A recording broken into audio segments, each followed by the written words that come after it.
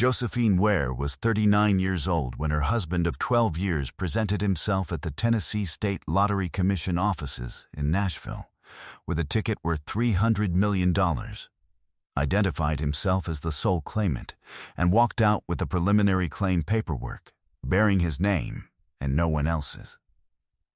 The ticket was hers. She had bought it on a Saturday morning with the $6 left on a gas station gift card she had received as a stocking stuffer 8 months before.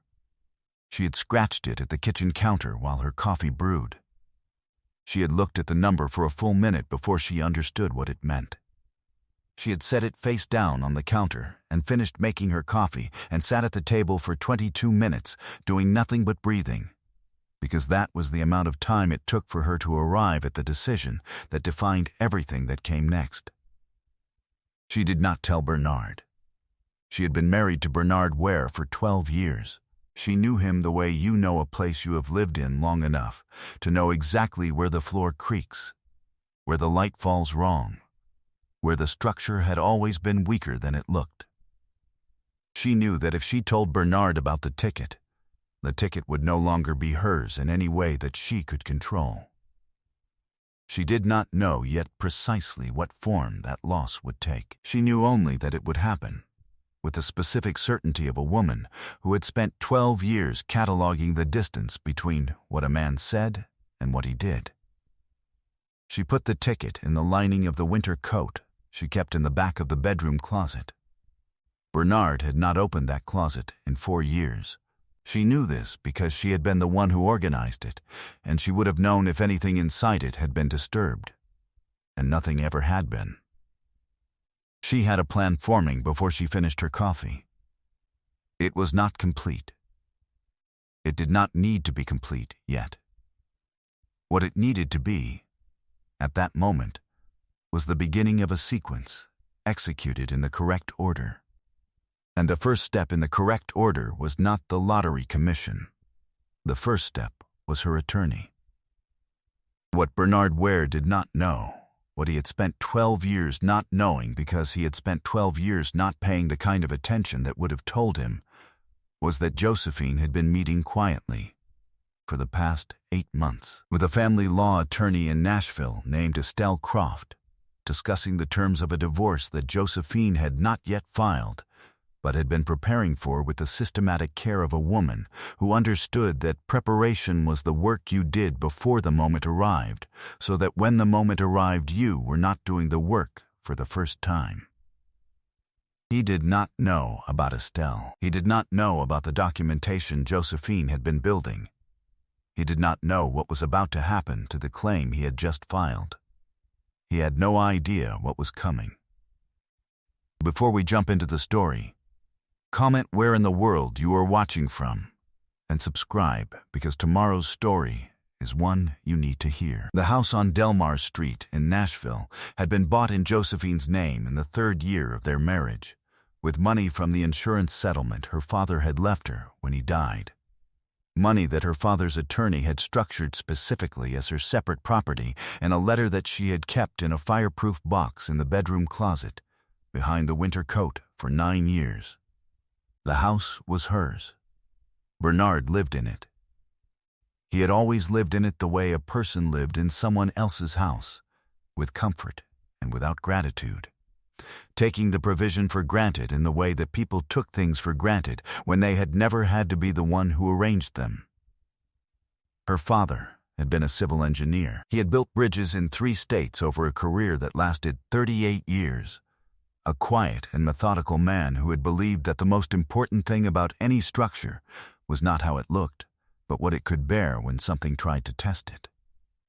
The last thing he had ever said to her, sitting on the porch of the house he had built himself in Clarksville in the August before the September when he got the diagnosis that gave him 8 months, was that the strongest structures were the ones where every element knew exactly what it was carrying. He had meant it about bridges. She had understood it about everything. She had been carrying it with her since she was 31 years old, and she had not once put it down. She had met Bernard at a Nashville industry event when she was 27, A man who occupied rooms with the easy confidence of someone who had been told for a long time that his presence was a contribution in itself. He was charming and quick, and had a talent for making the person he was speaking to feel like the most important person in the room, which she had mistaken, at 27, for genuine attention. It was a form of attention. It was just not the kind that cost him anything, or that changed his behavior in the morning when the room was empty, and there was no one to perform for. The first years had been workable. She had her career. She was a senior project manager at a civil engineering firm, the kind of job she had worked into through a decade of competence, and the quiet accumulation of the kind of professional respect that did not announce itself but was present whenever a difficult project needed assigning. She was good at the job in the specific way of someone who had been trained by a father who built bridges. She saw the whole structure before she began, and she understood what each element was carrying, and she did not start building until she knew the foundation was right. Bernard worked in sales, and he was good at it in the way he was good at most things that required persuasion and no follow-through. He earned. She earned more. Neither of them said this directly, but it was the shape of the household, and both of them knew the shape. For 7 years that arrangement had a kind of equilibrium, and she had told herself that equilibrium was sufficient because she had been busy and because she had not yet allowed herself to measure what she was paying for it. The trouble had started in the 8th year, which was also the year her father died, and the insurance settlement came through.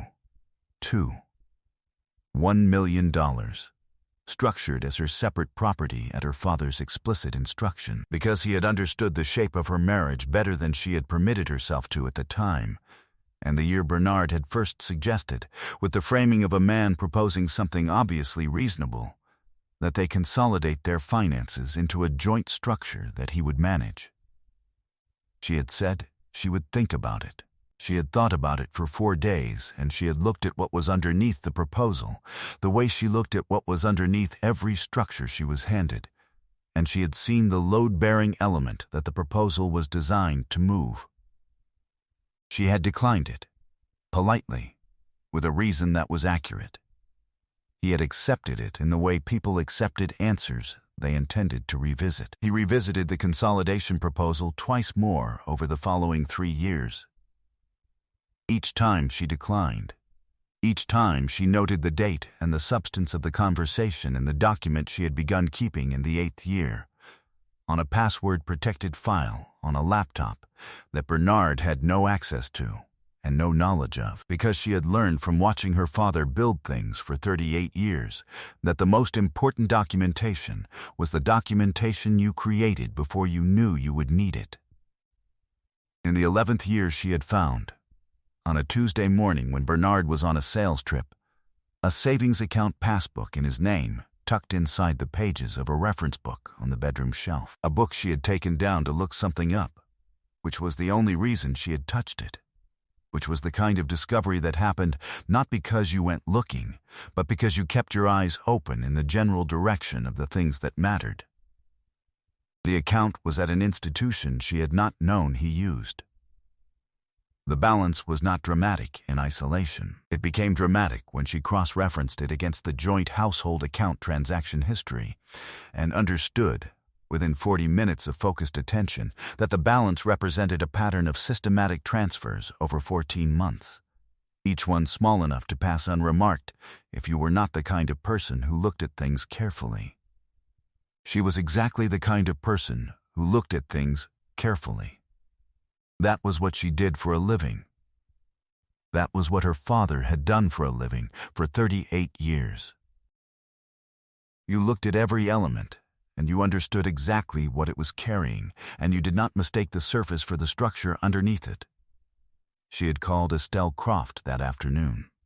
Estelle had practiced family law in Nashville for 26 years and had the voice of someone who had heard everything and retained the capacity to be useful anyway. Calm in the way of someone who had long since stopped being surprised by what people did to one another, and had simply committed to being the most competent response to it. She listened to the full account without interrupting. the savings account, the prior consolidation proposals with dates, the insurance settlement provenance, the house deed, the fireproof box, the document Josephine had been keeping since the 8th year. At the end, she asked 3 questions, each one sharper than the last. Then she said, "You have been building this file for 3 years without knowing you were building a file." Josephine said, "I've been building it for 11. Estelle said, "Then we are well ahead of where we need to be." They had been meeting every 3 weeks for 8 months when Josephine called her from outside the Lottery Commission on a Thursday morning in November. She had arrived there because of a location notification on her phone. She and Bernard had, years ago, agreed to share locations for practical reasons, and he had long since forgotten that the agreement was still active. That had shown his car parked in the Lottery Commission lot for 47 minutes. She had driven there not knowing what she would find, and had confirmed what she already suspected through the glass of the building's lobby doors, where she could see Bernard at the service counter with a form and a pen, and the specific posture of a man engaged in a transaction he believed was already concluded. She had walked back to her car. She had sat in it for 60 seconds with her hands on the wheel. Then she had called Estelle. Estelle said, "I know. I've been expecting this." Josephine said, "How?" Estelle said, "Because 3 days ago I received an alert on a monitoring service I set up after we discussed the coat. His search history, available through Discovery on the joint internet account, showed repeated visits to the Lottery Commission's website over the past 2 weeks, including the claim process for large prizes." Josephine was quiet for a moment. She said, "The coat." Estelle said, "He found the ticket. He went to the commission. We need to move right now. Can you be at my office in 20 minutes? She was there in 17, and Estelle was already at her desk with the file open and the phone to her ear when Josephine walked in, and the case that had been sitting in a folder marked ready was no longer waiting. Josephine said, "He's at the Lottery Commission." Estelle said, "I know. I've been expecting this." Josephine said, "How?" Estelle said, "Because 3 days ago he went into the bedroom closet." Josephine's hands tightened on the wheel. She said, "The coat." Estelle said, "We need to move now. Can you be at my office in 20 minutes? She was there in 17. What Bernard had not understood, because he had never taken the time to understand the things he was dealing with, was that a lottery ticket in Tennessee was a bearer instrument only until the moment of claim, at which point ownership became a matter of documented evidence. What he had also not understood was that Josephine had photographed the ticket, front, back, and in the context of the gas station receipt from the same transaction, time-stamped and geolocated. On the morning, she scratched it before she had put it in the coat.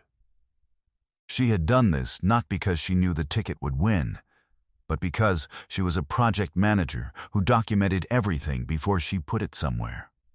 Because that was what project managers did. The photographs were on her phone, backed up to a cloud account, with a metadata trail that established provenance and timestamp with the kind of completeness that Estelle described when she first saw them as the single most useful piece of evidence she had handled in 26 years of family law.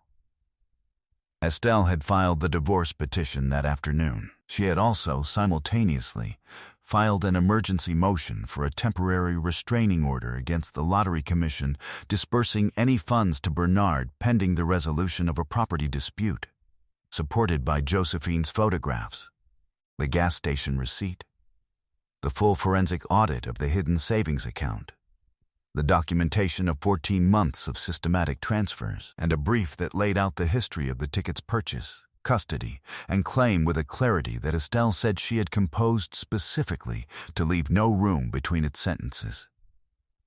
The restraining order was granted by 4:30. Bernard was served at the Lottery Commission offices at 5:15, while he was still there in the process of completing the claim paperwork under his own name. And the expression on his face when the process server handed him the documents was, according to the process server who mentioned it later to Estelle's paralegal without editorializing, the expression of a man who had walked into a building believing the transaction was complete and was discovering, in the moment of service, that the transaction had been running in a direction he had not known about and had already reached a conclusion he had not anticipated. He called Josephine 6 times that evening. She let Estelle handle the communication from that point forward, which was the correct decision and also the easier one, because Estelle had 26 years of experience receiving the calls that came in the hours after a man realized he had been comprehensively outmaneuvered by someone he had spent 12 years underestimating, and she was very good at receiving them. Bernard retained an attorney, a man with a reputation for aggressive positioning in high-asset cases. His attorney filed a response that argued Bernard had purchased the ticket jointly and that the gift card had been a household asset, and therefore the ticket derived from household funds, and therefore the winnings were marital property. The gas station receipt showed Josephine's name on the gift card redemption. The timestamp showed she had been at the station alone. The loyalty card record at the gas station, subpoenaed as part of the discovery process, confirmed the transaction had been made on her personal account and had never been associated with any account or record connected to Bernard. The gift card itself had been issued in Josephine's name as a stocking stuffer from her employer's holiday gift program, documented in the program records that Estelle had obtained within the first week. The joint household argument had nothing to attach to. At the hearing in February, Bernard's counsel presented their case with the measured confidence of people who had not yet fully absorbed what the discovery process had returned to them. The argument rested on the gift card being a household asset, the ticket being scratched in the marital home, the winnings therefore flowing from a marital resource. It was a theory of property law that required the court to stretch the definition of marital asset beyond any reasonable interpretation of the statute. And Josephine, who had read the relevant statute in full on the evening Estelle had given it to her, understood that stretching it that far would require the judge to ignore every document Estelle had presented. Estelle presented the photographs, the metadata, the gas station receipt in Josephine's name, the gift card provenance from her employer's holiday program documentation, the loyalty account records, the forensic audit of the hidden savings account and the 14 months of transfers, and the 11-year behavioral documentation that established what the pattern of financial appropriation had looked like long before the lottery ticket was ever purchased. She presented them in the order she had designed, slowest to fastest, smallest to largest, detailed a pattern to conclusion, because Estelle believed and had demonstrated across 26 years that a well-organized evidentiary presentation was its own form of argument. The judge listened with the attention of someone whose conclusion was already visible in the documents, and who was giving the oral arguments the full and fair hearing they required before reaching it. The ruling came 9 days later, in a 12-page decision that Josephine read twice at her kitchen table with a cup of coffee in the same chair where she had scratched the ticket and breathed for 22 minutes 8 months before. The ticket was hers. The winnings were hers. Bernard's claim was vacated in full. The forensic audit findings were referred to appropriate authorities. The divorce was granted. Bernard had 30 days to vacate the house on Delmar Street. She set down the decision. She finished her coffee. She sat at the table for a while, in the quiet of the house that was hers, and she thought about her father and what he had said about structures. She thought about the winter coat and the fireproof box and the photograph she had taken on the morning of the scratch before she put the ticket away. Because she was a project manager, and project managers documented things before they put them somewhere, and that habit, trained into her over a decade of professional practice, reinforced by 38 years of watching a man build bridges, had been the difference between a crime that succeeded and one that didn't. She thought, The documentation was the structure. The documentation was always the structure. 14 months later, the house on Delmar Street had been renovated for the third time. The kitchen she had always intended to gut and had never gotten around to while Bernard lived in it, finally gutted and rebuilt the way she had drawn it in a notebook 3 years ago, when she was imagining what it could be. The study she had converted into what it had always wanted to be. The porch addition that her father had sketched on a napkin when he visited the year they bought the house. The dimensions written along the edges in the precise numerals of a man who thought in dimensions always. A napkin she had kept in the fireproof box for 9 years, and that the contractor had used as the working drawing, because it was accurate, and because it was her father's. And both things mattered. The renovation had taken 4 months, and she had project managed every phase of it herself, which was satisfying in the particular way that things are satisfying when you do them in your own house, with full authority over every decision, and no one's opinion required. Bernard had moved to Knoxville. The forensic audit referral had resulted in an ongoing investigation, as of the last information Estelle had relayed to her in March, which Josephine had noted and set aside. She did not spend energy on his outcomes. She had other things to build, and they were more interesting. There was a man named Harold, a structural engineer she had met through a professional conference in the spring. He was quiet and deliberate and unhurried, and he had spent an entire dinner asking her about the porch project and the napkin sketch with the genuine curiosity of someone who understood what it meant to build something from a drawing left by someone you had loved. He asked about her father the way people asked about things they actually wanted to know about. She had told him the bridge story. He had said her father sounded like someone who understood that the work was the point, and the recognition was beside the point. And she had thought, yes, that's exactly right. He understood. On a Saturday morning in October, 13 months after the ruling, Josephine was on the porch that her father had sketched on a napkin and that she had built exactly as he drew it. Same dimensions, same railing height, same orientation to the yard so that the morning light came in from the east the way his sketch had indicated it would, because he had known what he was doing when he drew it, and she had trusted the drawing completely. She had the coffee she made every morning in the French press her sister had given her the Christmas the divorce was finalized, and she had nothing she needed to be anywhere else for until 10. And she was using the time the way she had learned to use the mornings that belonged entirely to her, slowly, with full attention, without apology. The scholarship program in her father's name had enrolled its first class of 12 students in the fall. Students at the civil engineering school he had attended in the 1970s. Each of them funded through the endowment without need for reapplication. The way her father had believed good structural support worked, load-bearing, in place before it was needed, available, without asking.